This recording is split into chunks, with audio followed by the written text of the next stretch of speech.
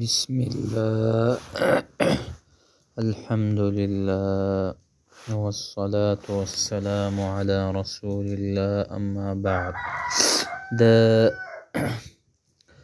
مبادئ علم الأصول درسونه مونږ ویله هغه کې مشروعات ویلي ول بل ورځ کې بیا مناهي ویلي ول. مشروعاتو قسمونه مو ذکر کړي ول چې فرض دی، واجب دی او دا رقم نوافل دی.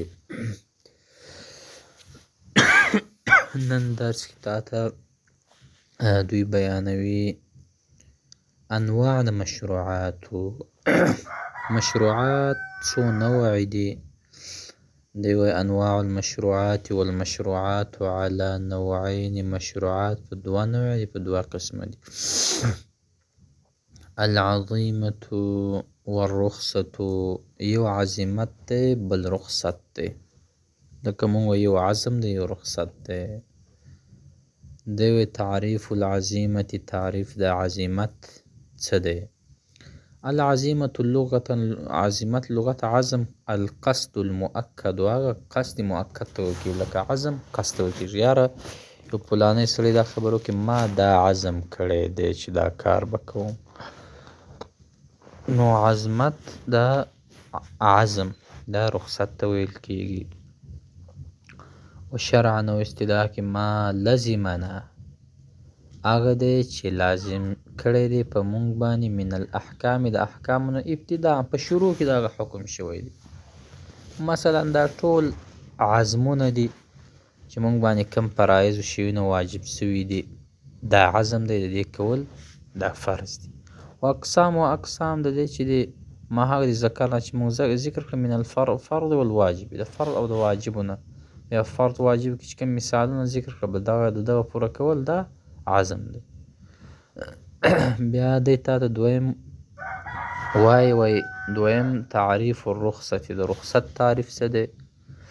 الرخصة لغة، رخصت په لغت کې اليسر والسهوله، اساني او سهولت ته ویل کېږي. یاره په دې شي کې تا ته رخصت دی یعنی سهولت دی. و شرعا او اصطلاح کې صرف الامر من عسر الى يسر، اړول د یو امر د سختۍ نه اساني ته. یو سخت کار دی، اوس 4 رکعاته مونځ درته 2 رکعاته شوی رخصت دی په دې کې 2 رکعاته، بلکې هغه خو د احکامو څخه هم راځي، یعنی د ابتدا د احکام په عظمت کې هم داخل دی. و یو قسم چې معنوي معنا ته یې واړی دا په رخصت کې هم راځي ځکه اساني نه درته. نو صرف الامر من عسر الى یسر، اړول د یو امر د سختۍ نه و اساني ته. وهي على نوعين، دا رخصت پر 2 قسمه دی. اول ته وایي رخصت الفعل مع بقاء الحرمه، دویم ته وایي ما استبیح مع قیام السبب. رخصت پر 2 قسمه دی. یو خو عزمت و عزم خپل ټول شیونه په عوازمو کې داخل دي، لکه د یو شی په تا باندې مونځ پر سوی، زکات، حج، دا ټول دا به تا خامخا کوې ځکه عزم.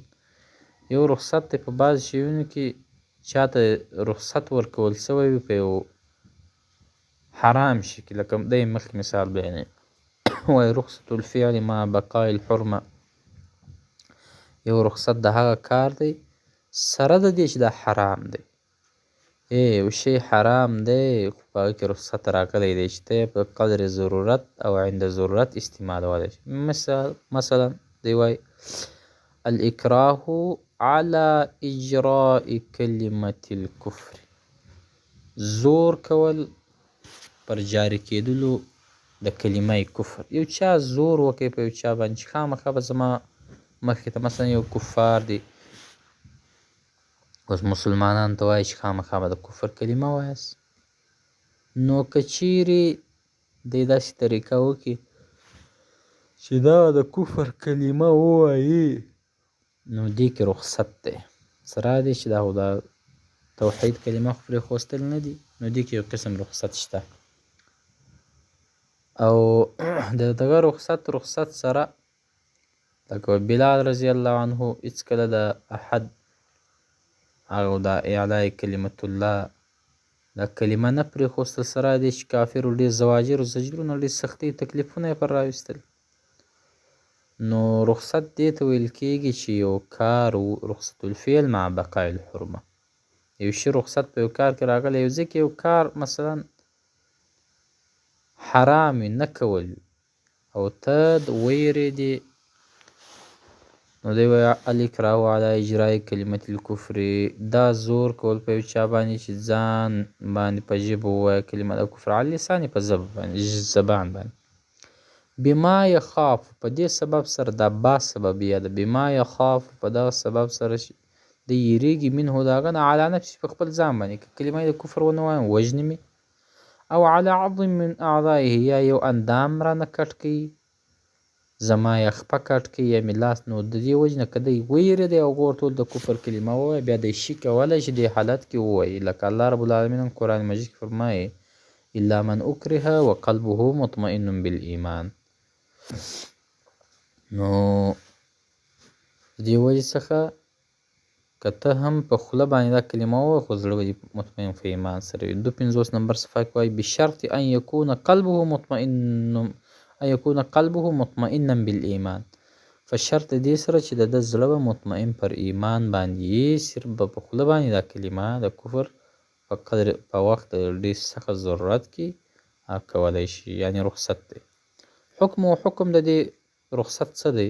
رخصت الفعل مع بقاء الحرمه، دی وایي لو صبر، که د صبر وکړي حتی قتل، که مړ شو لکانه ماجورا، دته به الله رب العالمین اجر ورکړي، لتعظیمه د لوړوالي د نهي شارع د منع کولو د شارع، یعنې د شارع په باره کې چې هغه مثلا کې الله رب العالمین تېنه مراد کې چې د هغه په باره کې د شریک نسبت یا هغه ته په باره کې د کفر یو خبره کول، که انسان په دې باندې صبر وکړي او دا کلمه ونه وایي او که هغوی قتل کړي نو دا عند الله ماجور دی، الله به درته اجر ورکړي، او که ویې نه کړي په ځان باندې یېرېږي د مرګ نه نو بیا کولی شي.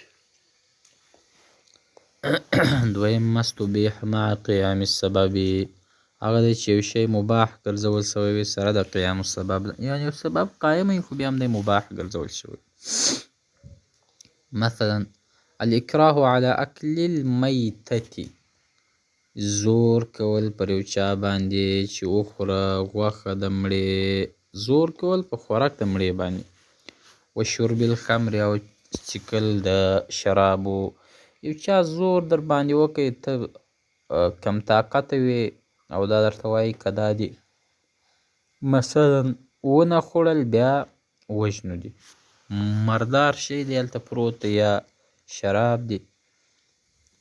نو وکذا دغه ډول من اضطر، څوک چې مجبوره شي فی مخمصة په لوږه کې، حالت د لوږې دی نو یو مرداره پرته ده یا یو بل څه پراته دي، نو عند الضروره یا قدر ضروره دا کولی شي چې ته وخوري، که الله رب العالمین فرمایي فمن یضطر فی مخمصة غیر متجانف للإثم یا غیر باغ ولا عاد. ګوره یو څوک چې مجبوره شو لوږی شو دی د خنزیر غوښه هم خوړلی شي خو ځان به دومره به خوري هم نه چې ځان په موړ کړي او دومره به لږه هم نه خوري چې بیا دې ګزاره په ونه شي بیا په رسر کې خوري. نو دې وایي څخه نو دوی کذا من یضطر فی مخمصة، څوک په لوږه کې مجبوره شو نو دغه حرام شی دا ته کولی شي چې ته یې وخوري.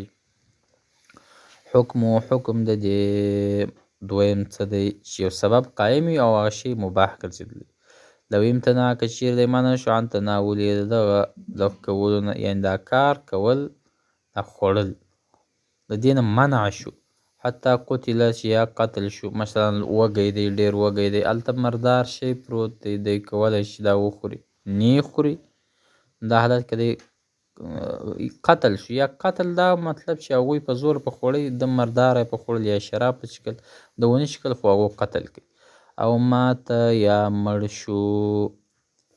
شو د لوږې نه یو مردار شی پروت دی د ونه خوړی او لوږی وګالل مړ شو، یکون آثما په دې حالت کې به دی ګناهګار وي، لامتناعه عن المباح د وجې د منع کول د مباح شیونو، ځکه دی دا شیونه ده ته مباح ګرځېدلی، یعنې خوراک یې ده ته جایز ګرځېدلی دی.